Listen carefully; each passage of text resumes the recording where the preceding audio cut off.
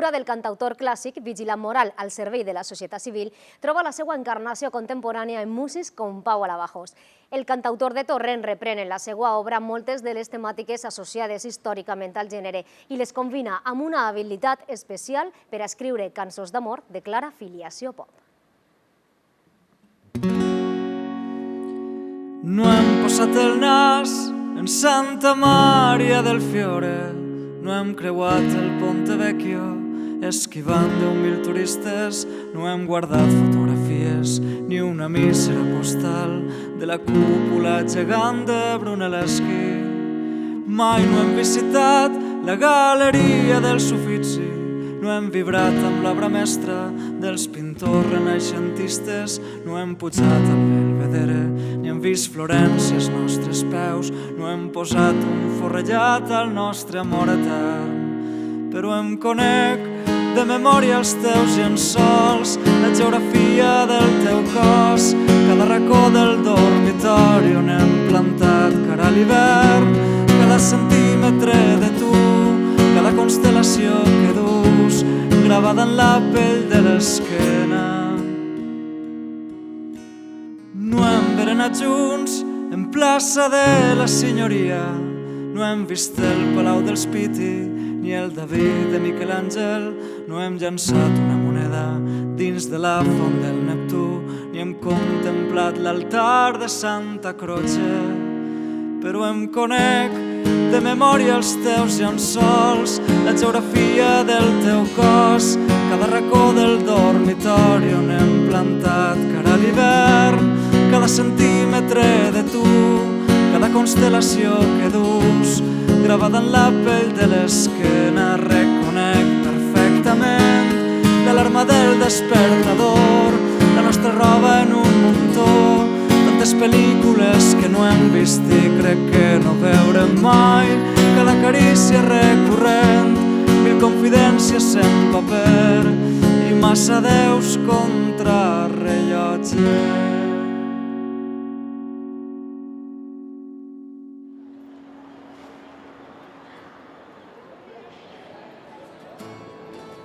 Travessant sense pressa els carrers de Torrent, amb la guitarra a l'esquena i cantant entre dents melodies precàries i versos incipients que em transporten de sobte al meu primer concert. Tenies nervis de punta i ho suaven. Hola, Pau Alabajos, què tal? Com estàs? Molt bé, ara que sé que vaig anar ben acompanyada, molt millor. I on vas, Pau, en la teua guitarra d'aquest matí? Tinc un assaig en el Teatre Off de València amb un grup que estem fent un projecte que es diu Vives i va sobre les càrregues policials de l'Institut Lluís Vives que van haver en febrer de 2012 i també sobre el propi pensador Lluís Vives. O sigui que a més de músic, cantautor, polític i ara actor. No tant, no tant. Simplement és que a mi me correspon la responsabilitat de fer la banda sonora d'aquest espectacle i això implica que faig algunes cançons en directe i que acompanyen musicalment entre una escena i l'altra. Pugem al metro, Pau? Molt bé. Passa. Imagina, Pau, que quan puges a aquesta línia de metro són molts els sentiments que et venen al cap, no? Sí, la veritat és que l'accident que van haver en 2006 va ser un punt d'inflexió per a moltíssima gent del poble. Van morir 16 persones de Torrent i 43 valencians van perdre la vida, 47 van resultar ferits. Els sindicats havien denunciat moltíssimes vegades que les condicions de les vies i dels propis convois no estaven com tocava i després eixa eufòria que s'havia produït durant l'època del PP en la que estaven lligant gossos amb llonganisses, que és la Fórmula 1, que la Copa Amèrica, la ciutat de les arts i les ciències, i en canvi per a coses fonamentals com és la seguretat dels ciutadans no n'hi havia inversions, no? Hi havia retallades. Amb una balisa de seguretat se podien haver estalviat aquestes morts i la veritat és que això va tocar molt profundament a la societat valenciana i sobretot a la societat de Torrent. D'alguna manera, la meva intenció primera és expressar-me i hi havia moltes coses que al final quin és el material sensible que te fa inspirar per a fer una cançó? Doncs aquelles coses que realment te toquen profundament. I quan obris un diari i veus que n'hi ha coses molt injustes que mereix la pena traure a la llum, no? Posar-ho en un pentagrama, doncs moltes vegades ha sigut això, cançons que parlen dels desafavorits, cançons que parlen de coses més personals, més íntimes, però la política sempre està lligada, o la reivindicació social sempre està lligada un poc a la meva feina. Arriba un punt en què entres tu mateix en la política real i te fas regidor. Creus compatibles les dues facetes? Sempre parlar de política damunt d'un escenari. Això ara simplement és canviar l'espai, no? En lloc de l'espai escènic d'un teatre, d'un auditori, ara és fer-ho en una sala de plens. El que passa és que sí que és veritat que en la meva feina com a músic, no? Sempre des d'una talaia tu llançaves el teu missatge i el públic la replegava, però no hi havia mai aquest feedback, no? Aquesta retroalimentació, que ara en el moment en què vaig a una sala de plens hi ha altres grups que estan en desacord amb el que jo dic i hi ha una part de negociació i de tira i arronsa, i després també hi ha un mur molt gros, no? de burocràcia i de competències i de legislació, que fa que moltes de les coses que t'agradaria canviar d'avui per demà no siga possible, però que en realitat per això estem, no? Per a posar tots els esforços, no? I canviar les coses i que cada volta la situació siga més justa. Per a mi, un dels ingredients més importants per a fer música és l'honestedat, perquè cantar s'ha de cantar des de la primera persona, però sempre amb el cor a la mà i un poc parlant des de la veritat, des de coses que has sentit, que has experimentat, perquè si al final el que utilitzes són eslògans o són paraules grandiloqüents que realment no has experimentat, no vas a poder fer que la gent s'identifique en les teves paraules, s'identifique amb les teves històries. Jo al final el que intente és signar amb coses que realment tu hagis experimentat i que pugues entendre i que siguin sentiments reals, que pràcticament siga com un documental, no? Que en el moment en què apareix el teu sentiment siga com una fotografia d'aquesta sensació que tens. I no te dona una miqueta de pudor exposar-te tant en les cançons i parle d'aquestes cançons d'amor en les quals sovint tu dones detalls ben íntims? És una qüestió curiosa perquè jo a més soc una persona molt tímida i això és de les coses més complexes de la meva feina, però també és com una espècie de droga, no? Això de pujar-te a un escenari te crea una certa dependència i una addicció, però la veritat és que això és un component també autobiogràfic que realment fa que pugues explicar aquests sentiments que són únicament teus, no? Que ho escrius amb tot tipus de detall perquè els has viscut en primera persona i en la pròpia pell. A qui va dedicada cada vegada, ja que parlem d'històries d'amor? Bueno, va dedicada a una persona molt especial per a mi, el Pont de Calatrava, els solars de Belluters, i són moltíssimes coses que estan associades a aquesta persona. Doncs anem a gaudir de cada vegada, i de València.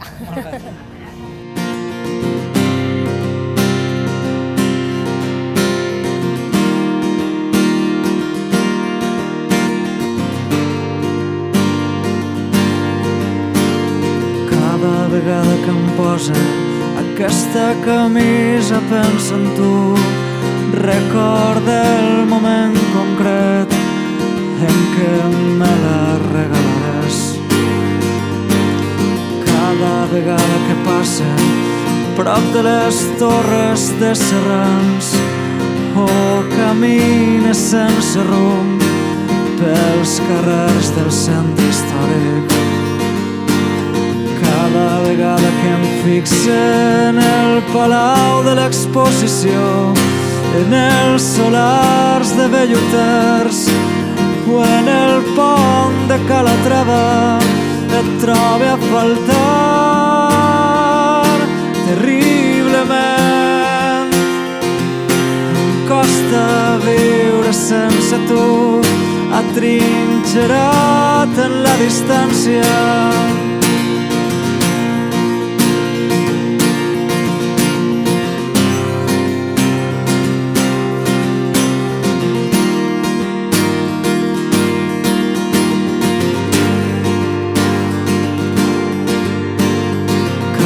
Vegada que llisc els versos tristíssims d'Estellers o cante les meues cançons i sé que no estàs en el teatre.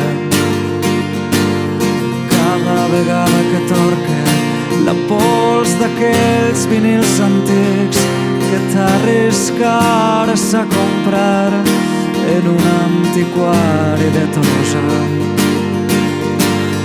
Cada vegada que intente endreçar els meus records i em ve al cap anant a pur, i l'estiu de 2012 et trobe a faltar terriblement.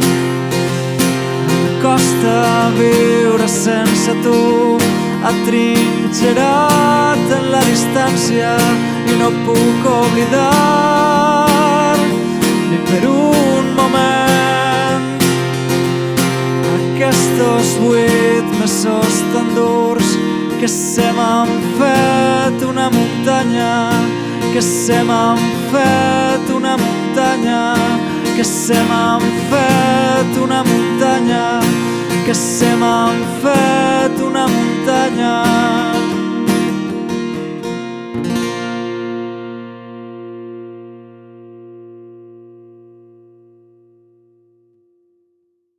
Tu comences, Pau, cantant al carrer. Com va ser això? Quin repertori cantaves? Ara no havia escrit cançons propis i cantaven cançons de Llach, de Marian Marbonet, de Raimon.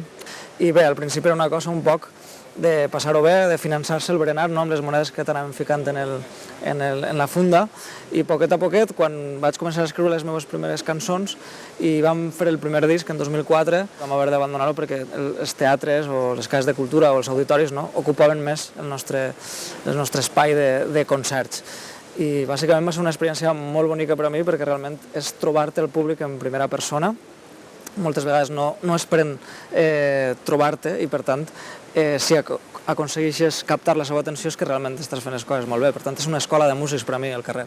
I on va ser, Pau, concretament, en aquest carrer? Doncs mira, si mateix, en el carrer Miquelet, és l'únic carrer peatonal que n'hi havia en aquell moment. Doncs era el lloc ideal perquè tenies les condicions acústiques necessàries, no havies de forçar excessivament la veu, que és el principal problema de quan cantes en el carrer, que no vas fent un rogle, no? Van assentant-se en els bancs que es troben en el carrer i això és la manera de tindre aquesta interacció amb el públic.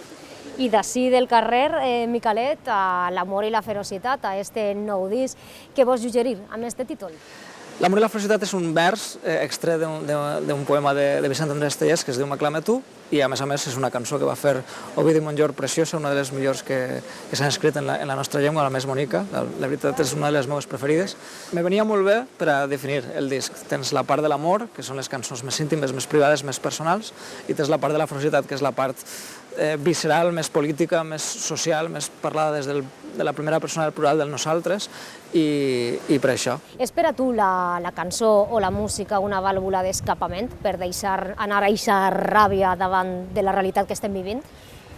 És un disc que va estar escrit en els moments més foscos, políticament més convulsos, no? Començaven a eixir casos de corrupció com si foren xampinyons, no? I després també de 10 anys de l'accident de metro de València n'hi havia ja una necessitat d'una finestra d'oxigen perquè realment la societat valenciana se l'agafara de les solapes, no? I d'alguna manera fer un canvi estructural en el país.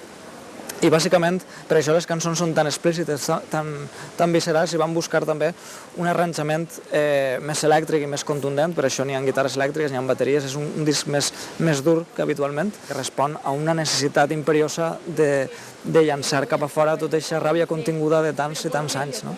Què diu la transició modèlica? Que la transició és un conte que ens han contat. Sempre apareix la paraula transició al costat de la paraula modèlica, no? Com si realment hagués sigut un procés exemplar, i tenint en compte que encara no s'han jutjat els crims contra la humanitat del franquisme, o que, per exemple, molts de les persones que estan en situacions de poder en aquests moments són hereus directes, no? de la dictadura. Doncs totes aquestes coses sumades te fan vindre ganes de riure quan te parlen que és un procés modèlic, perquè en realitat encara tenim una herència rebuda de la qual hem de trencar d'una vegada per totes per a començar a construir la democràcia des de zero, no? I des de les arrels. Doncs anem a escoltar aquesta transició modèlica de Pau Alabajos. Molt bé.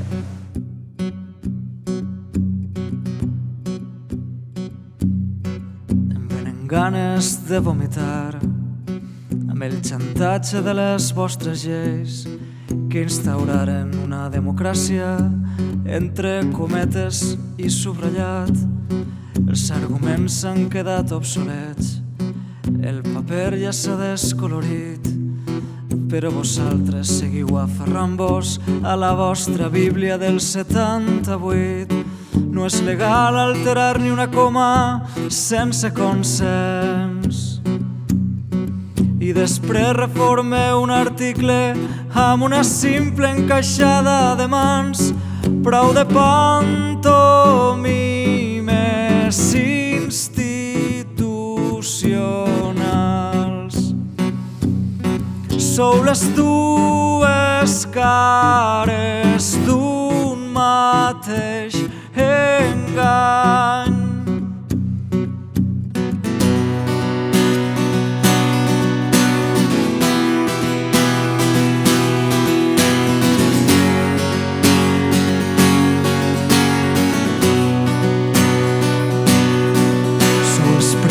De la doble moral. Sou titelles ocupant un despatx, sargantanes de corbata impoluta i cocodrils esmolant els ullals. Sou les lluites que heu deixat de banda sense cap mala fe. Sou les urnes plenes de nostàlgia i els referèndums que mai no s'han fet. Sou les sigles de l'autoresignació. Sou tots els matisos d'un mateix color. El teatre està a punt d'acabar, els debats que no porten enlloc, els monòlegs plens de bomballa i els vostres discursos que invoquen la por, les renúncies i els pactes d'estat, la dictadura conservada en formol, els cadàvers que assolen la terra i els dies feliços de la transició. Em rebenten les vostres excuses i l'amnèsia flagrant. Em repugnen tanta hipocresia i els vostres negocis enverinats. Sou esclaus de les més fosques lleialtats. Aristòcrates de la mediocritat. Patriotes amb el cor ple de quitrà.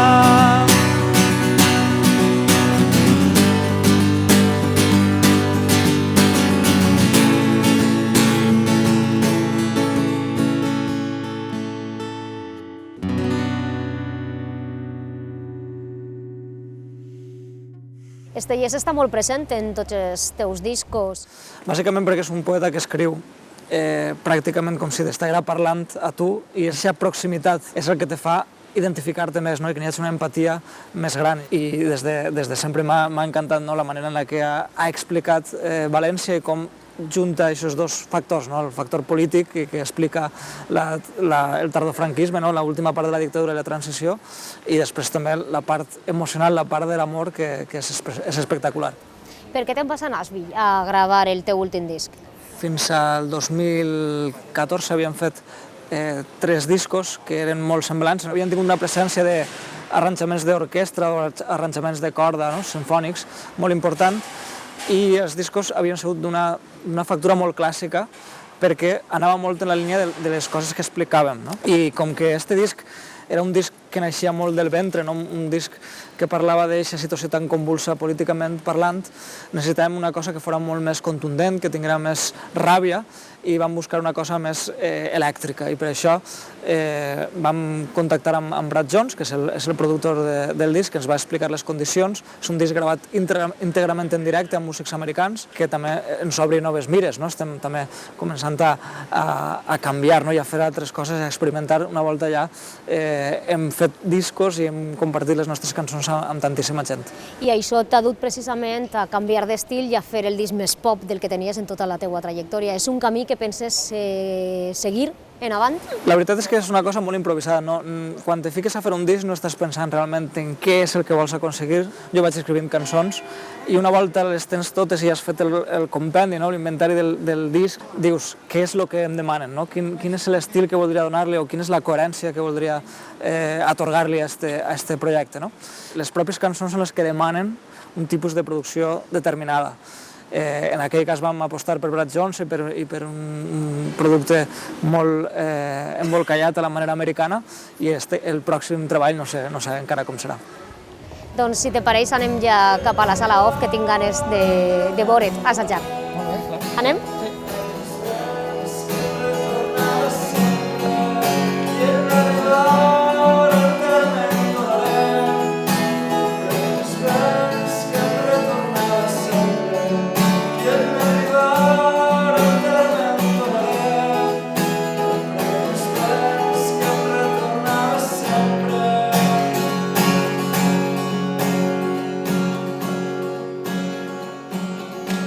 La ideologia es converteix en política. València, febrer 2012.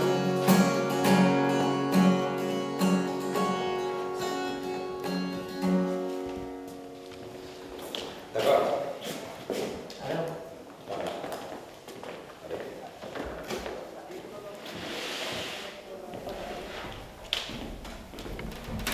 Susana.